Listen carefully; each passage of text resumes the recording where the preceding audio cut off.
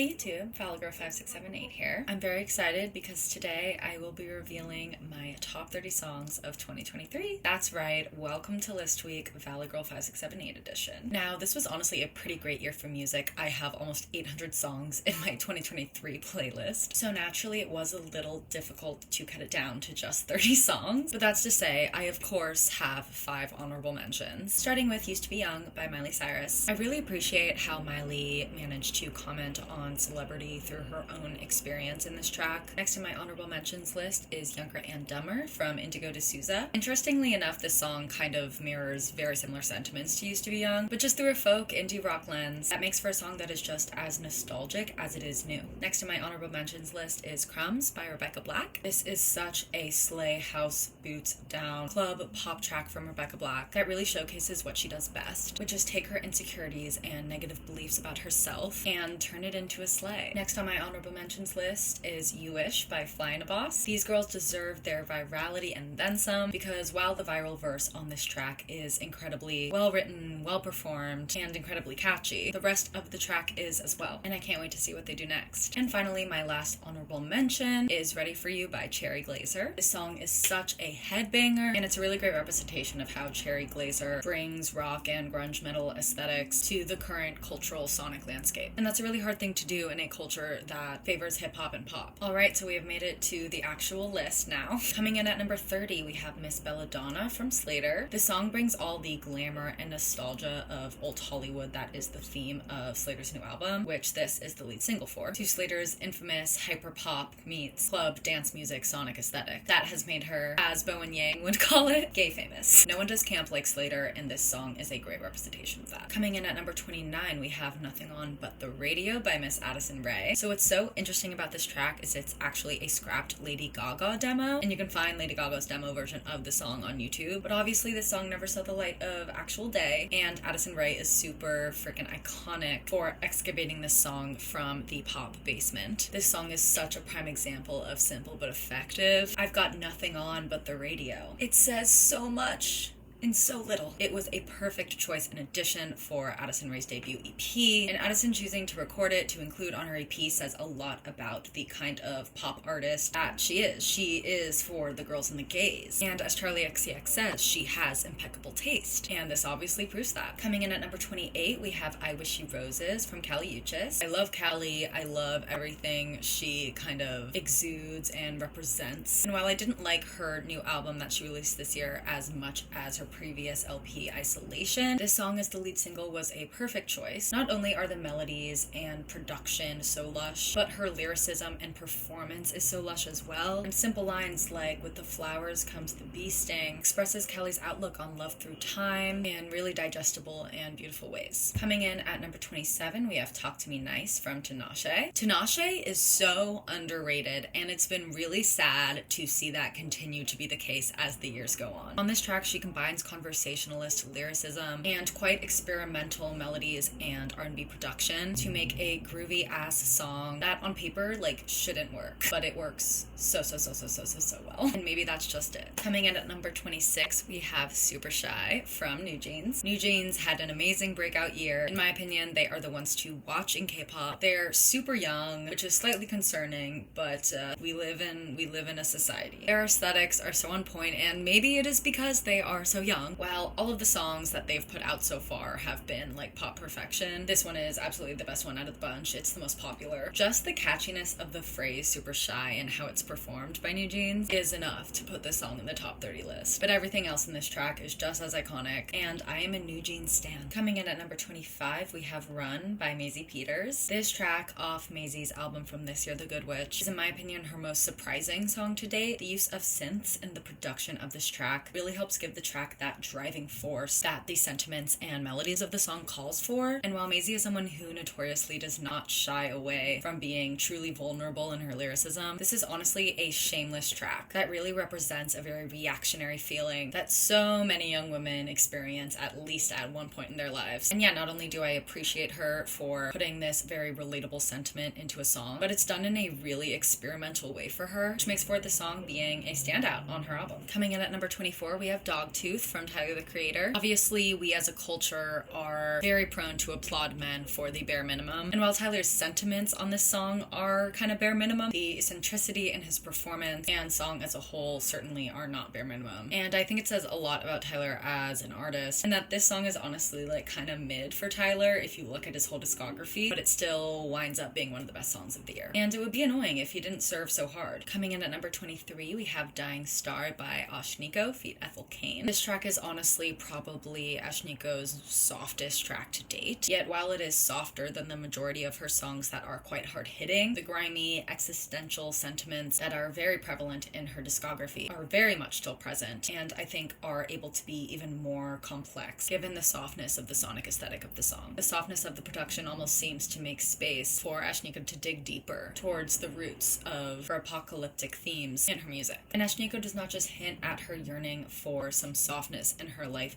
through the sonic aesthetics of the song, but her begging for some softness in her life is actually the hook of the song and the last words of the album. Further, it makes so much sense that Ethel Cain is featured on this track. Ethel helped Ashnikko write the song, which also tracks. And while I do give credit where credit's due with Ashnikko, Ethel's chorus absolutely carries the track. And these two artists are just a collab made in heaven. At number 22, we have Seaforth from King Cruel. King Cruel is one of the only men making music right now. The sentiments of this song of love kind of dissolving the horrors of the world around you is so incredibly real and very timely, but also very timeless. The tone of the song is very casual and sweet, which is something that King Cruel is not necessarily known for. So it's really nice to see him step out of his tonal and sonic comfort zone and excel. Coming up at number 21, we have another incredible indie artist from the other side of the world, Christine and the Queens, with A Day in the Water. The way that this song is so effervescent, but also so groovy and grounded at the same time is really impressive. It really showcases what Chris does best. And on top of that, the lyricism and themes in this song are so tragic, but so beautiful in their tragedy. This is really just such a beautiful song, and when you listen to it, it feels like you're looking at a piece of fine art. Coming in at number 20, we have Agora Hills from Doja Cat. Shout out for the Valley representation that I will note is also present on 97 off this album. I feel like this song is just such a good representation of not only Doja Cat's versatility, but what that versatility says about her level of talent. I love how her performance on this track really mirrors the sentiments of the song so perfectly. Like the way she raps on this song, the tone of voice on this song is so different from her performance on, for example, Wet Vagina. In other words, her performance on this track says more about the themes on this song than the actual lyrics do, which is a pretty rare thing to find, especially in a pop song. And not only does her performance on the song do all of that, but it's so fun and flirty and cute and just,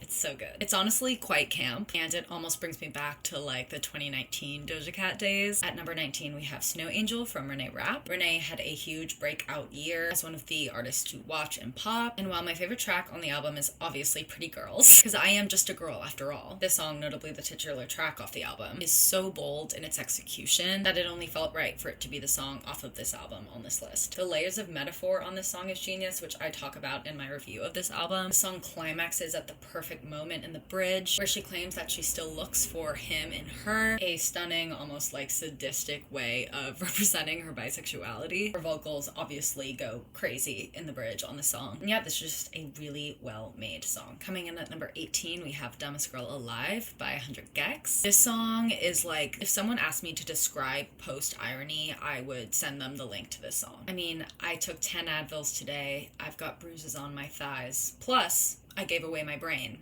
I'm the dumbest girl alive. I mean, those lyrics are just an example of the statement that this track says about the culture. And when you pair that with a hard-hitting hyper-pop beat that now is like crack to anyone below the age of 30, it makes for one of the best songs of the year, you know, in my little Valley Girl 5, 6, 7, 8 world. Coming in at number 17, we have Andromeda from Ryan Beatty. Think of Ryan Beatty as like the indie Troye Sivan. This song feels like a thesis statement of his existence as a person when he wrote this song. I mean, the chorus Harris's swelling melodies paired with his soaring vocals and existentially longing lyricism makes for a song that exists on a bit of a spiral, and when you listen to it, you get caught in the breeze of that spiral, and all of a sudden you're spiraling alongside Ryan. I mean, the line about watching Jupiter come back around again, representing simply the age of 27, yeah, it makes me think about death, and I think that's the point. Yeah, this song just really, really hits in the most devastating way, and y'all know I love that shit. At number 16, we have Breathing Song from Samia. Samia had a really big breakout year as well, and while there were songs off this album that had a bit more attention at the time of this album's release, this song, in my opinion, is one of the most genius songs she's made. The way she takes you through the story of her own sexual assault with a chorus of simply no, no, no, that implies something different depending on the verse that came before it. It's just really genius. It says so much in itself, and with all that aside, I think this song is really important because it really represents the nuance in a lot of these types of situations. I think it's one of the most impressive songs of the year, not just for its vulnerability, but how the vulnerability is expressed. Okay, we are getting closer to the top. I've officially lost vision from Lil Yachty. I mean, if you're in the know about Lil Yachty at all, you know he put out a psychedelic rock album this year. One of the main collaborators on the album is Diana Gordon. She is featured on this track, and I love her verse on this track. It's probably my favorite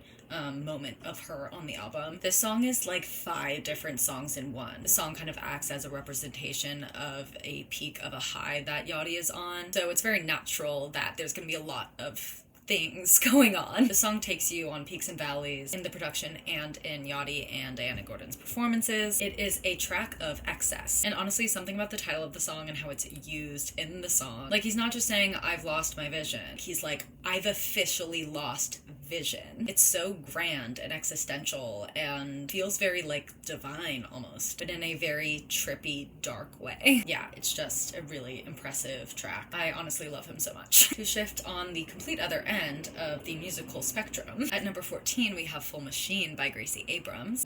This song is just so well written. I think it's really easy for a song where metaphors are being used to describe a person over and over again to feel repetitive and get boring, but Gracie manages to make it the opposite on this track. And I think that's not just done through the very specific yet generalness of the metaphors that she's making, but also through her performance throughout the track. Like, she starts by saying, like, I'm a shameless caller and you're a full machine. That just says so much. It says so much in one line. But then later in the song, she manages to make a metaphor that expresses almost the exact same relationship between the two subjects. I'm a forest fire, you're the kerosene, in an almost like flipped way, being that with I'm a shameless caller, you're a full machine, like, the person she's referring to in the song is the thing and she's like the action, but then in the fire metaphor later in the song, she is the thing, the forest fire, and he's the action, he's the kerosene. Like, it's just really brilliant writing. I love Aaron Dessner's production on this track. It has this almost like indie bounce to it that I feel like only Aaron can do. Also, I love how the melodies in the verses are quite different from the melodies in the chorus, but they really complement each other and help kind of like keep the song's energy going. Just a very well crafted song. Coming in at number 13, we have Will Anybody Ever Love Me from Sufjan Stevens. This song is so tragic, but it's very optimistic at the same time. It is a bit more optimistic sonically than it is thematically, and I just find that really interesting, honestly, because as Sufjan is saying stuff like, will anybody ever love me, truly and unconditionally, the production and instrumentation soars and sparkles. The sentiments on this song are very vulnerable and very specific to Sufjan's experience, but they're also really relatable. He's kind of like the sad gay Taylor Swift, or just the sad Taylor Swift. Coming in at number 12, we have The Isle from Pink Panthers.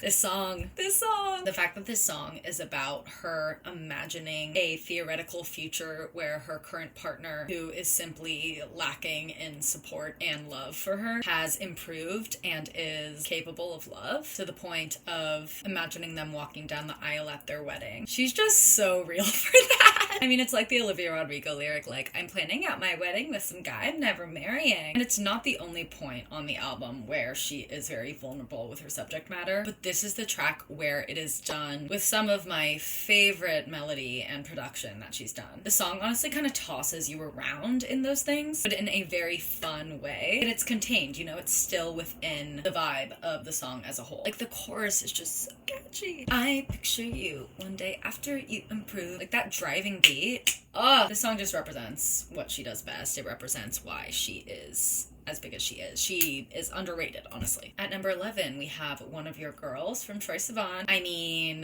this song is way more genius than it seems on the surface level. Troye has said that this song is about falling for and hooking up with straight men. And the melancholy that that obviously would bring to a gay man is so present on this track. The chorus with its like sad robot vibes is a perfect example of that. I mean, him saying like, I'll be like one of your girls or your homies. Like, I will be whatever you need me to be, and I know it's not myself. It's very sad, and it is a very common experience. I'm not even gonna get into the video because this is about the song, but like the video. Yeah, Troye just slayed all the way. Boots House cunt down on this one. Okay, we've made it to the top 10. Congratulations. At number 10, we have Speed Drive by Charli XCX. While of course the Ice Spice and Nicki Minaj song was the star of the Barbie soundtrack, this in my opinion is the best song on the soundtrack. And the way Charli snuck in her own lore with this song, her very recurrent themes of cars and crashing and all of that, it's so super iconic. This song is an A+ pop song created by one of the scholars in pop music as of current. The way she samples, I don't know the name of the song, but like, oh Mickey, you're so fine. It's like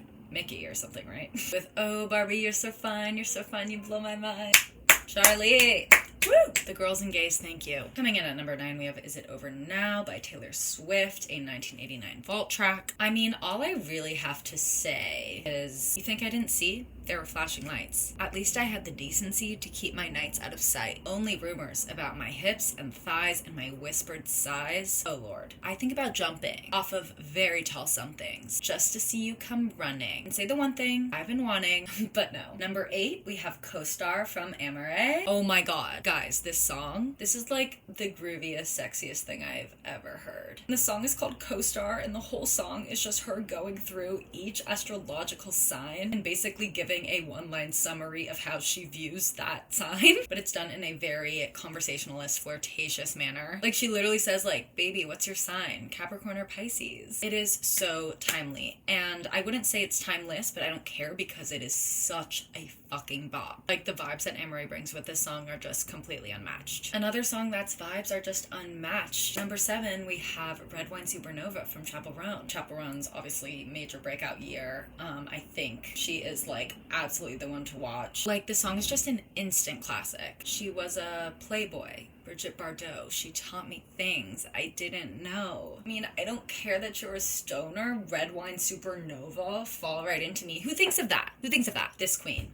This bitch. Her vocals are obviously amazing on this track. Dan Nigro's production is amazing. And honestly, the little like, okay boys, let's pick it up now, takes the song to the next level. I'm so obsessed with her. I am absolutely a stan. And yeah, she needs more recognition. At number 6, we have Not Strong Enough from Boy Genius. While this song's subject matter is fairly simple, feeling like you're too mentally unwell to be a good partner, it's expressed in a very intricate and artful and meaningful way. Starting with like the first line, like, black hole opened in the kitchen. In an interview, they talked about how they were kind of trying to express something really surrealist and metaphysical existing within reality, and how that really represents the experience of feeling mentally ill. And then in the chorus, we have I'm Not Strong Enough to Be Your Man. Obviously, they are a band of 3 queer women. It's a very common thing in sapphic culture to like refer to each other as men, and that of course relates to the band name Boy Genius. And then Always an Angel, Never a God. It's such a genius way of expressing the phenomenon of being a queer woman in society, where when you feel good and you feel in your power, you feel as or potentially more powerful than a man, yet you are still perceived in society as a dainty little thing that needs protection from men. The fact that they repeat it over and over again to the point where they're screaming it, so cathartic. I feel like it also really represents how like a lot of men still to this day think lesbianism is for them. There's a lot of complicated feelings interacting with each other. They really turn it out with the the Always an Angel, Never a God. And it also, similarly to how the chorus does, ties into why the band is called Boy Genius. It's just such an amazing song for the song itself, but it also really validates the experience of being a queer woman in our society. Okay, y'all, we're in the top 5. At number 5, we have Princess Diana by Ice Spice feat. Nicki Minaj. I mean,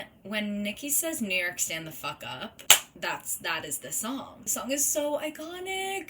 The song was iconic before Nicki got added onto it. In the hood, I'm like Princess Diana. The way she turned that kind of like meme about herself into one of the most iconic songs of the year, but also one of the most iconic moments in hip-hop history of this decade. And then you bring Nicki Minaj onto it, the artist that paved the way for artists like Ice Spice to slay. It's just like really, really, really, really iconic. I love that Nicki brings her whole British accent thing onto her verse. I feel like it's an ode to her roots. And I think it's really special that she's doing it on this feature of an artist who comes from a similar background as Nicki that is at the beginning of her career. It's obviously a very full circle moment for Ice Spice, just like in her life in general. For Nicki, I feel like it's a really full circle moment in her career, as she can not only see what she paved the way for, but she can collaborate and be a part of it. And I think that's just really special. Number 4, we have Lacy from Olivia Rodrigo. In my opinion, this is the best song that Olivia has written, that she's released. The way that she expresses the blurred lines between jealousy and homoeroticism as a girl in our culture is really, really impressive. My friend said that to her, this song just like represents girlhood, and she's absolutely right. I remember when the song came out, everyone was like trying to figure out, oh, is it Gracie Abrams? Is it Sabrina Carpenter? Like, who is it? And I really think the whole point of this song is that it's not about a specific person. In fact, it's not about being jealous of someone. It's about the experience of jealousy. The sound is really new for Olivia, but she really excels in it. And like, with all of that aside, the actual just lyricism itself is really, really genius. Like, oh, I care,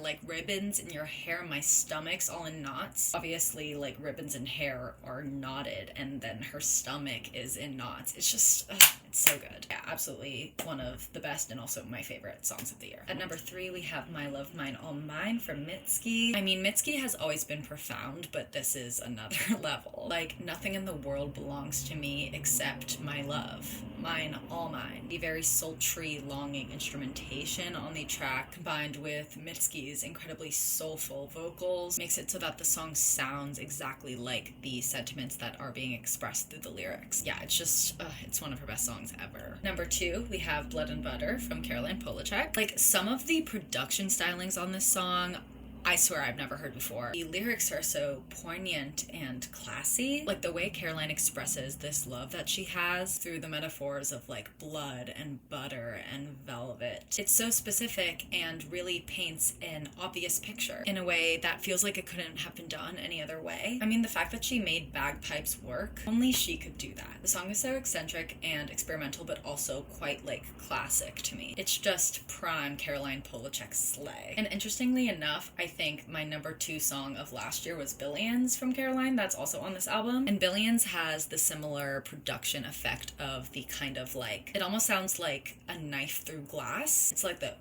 and of course, number 1, we have A&W from Miss Lana Del Rey. Jamie Cocoa Puff. This song is Lana's like magnum opus, and I don't think anyone with a brain would argue that. From lines like, if I told you that I was raped, do you really think that anybody would think I didn't ask for it? To the use of the trap beat breakdown halfway through the song. Jack and Lana slayed this, and this song will forever be one of my favorite songs of all time.